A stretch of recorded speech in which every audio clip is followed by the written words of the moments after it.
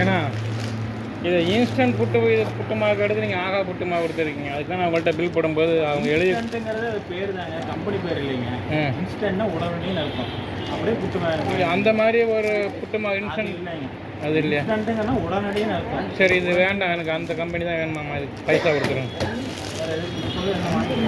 காசு தர மாட்டாங்க, பொருள் தான் வாங்கிட்டு. இல்லை, அந்த பொருள் தான் அவங்க எழுதிருக்காங்க. அது ரெகுலராக இருக்குல்ல. கார்டு போட்டீங்க, பணம் தர மாட்டாங்க. சரி, அந்த பொருள் கொடுங்க எனக்கு. இது எப்படியும் பார்த்து இல்லாத ஒரு பொருளை நீங்கள் கொடுத்து போட்டு நான் உங்கள்கிட்ட தெளிவாக அப்பையும் சொன்னேன். இல்லை நான் என்ன சொன்னேன், அதுவும் பணமாக தானே பஸ் வருது. அக்கௌண்ட்டு போய் நாளைக்கு தாங்க வரும். சரி, அதுவும் பணம் தானே வரும். ஏன்னா நான் அதுக்கு தான் எனக்கு தெரியாதனால தான் நான் உங்கள்கிட்ட பில் பண்ணும்போது தெளிவாக கேட்டேன். இன்ஸ்டன்ட்டுங்கிறது கம்பெனி பேர் இல்லைங்க, உடனே அர்த்தம்.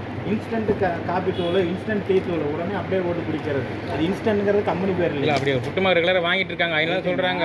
இல்லாட்டியும் நான் இதை வாங்குறது இல்லை. அந்த மாதிரி இருக்குதுங்கிறத அவங்க வாங்கி எழுதி கொடுத்துறாங்க. அதனால தான் நான் உங்களை பில் போடும்போதும் இது அவங்க எழுதிக்கிற கம்பெனி இருக்குதாங்கிறது நான் அவங்கள்ட்ட கேட்டேன் தெளிவாக. கம்பெனி பேரே எழுதல. இன்ஸ்டன்ட் புட்டு மாவு தான் உடனடின்னு அர்த்தம்னா அனில் சேமியா கொண்டு போயிட்டு தானே வாடான்னு கொண்டு வந்துருக்கிறேன். ரிட்டர்ன் ஒன்றும் பண்ணிக்கலாம், பிரச்சனை இல்லை.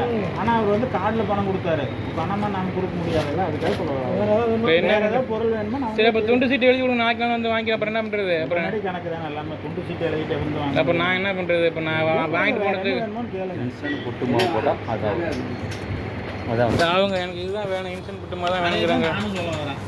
வேற ஏதாவது பொருள் வேணும்னா கேஷ் சொல்லுங்க, ஒன்றும் தப்பு ஒன்றும் இல்லை. அதில் வேறு பொருள் வேணுமான்னு கேளுங்க, கேஷ் தர மாட்டாங்கன்னு சொல்லி. எவ்வளோண்ணா அது அமௌண்ட்? எவ்வளோண்ணா வருது? பில்லு உங்களுக்கு உங்கள்கிட்ட கொடுத்தா பாருங்க, இப்போ வாங்கினீங்களே. இல்லையே நான் வாங்குவேன். இது சாரி இங்கே தான் இது பாருங்கள். இது பில் போட்டோம் சரிங்க.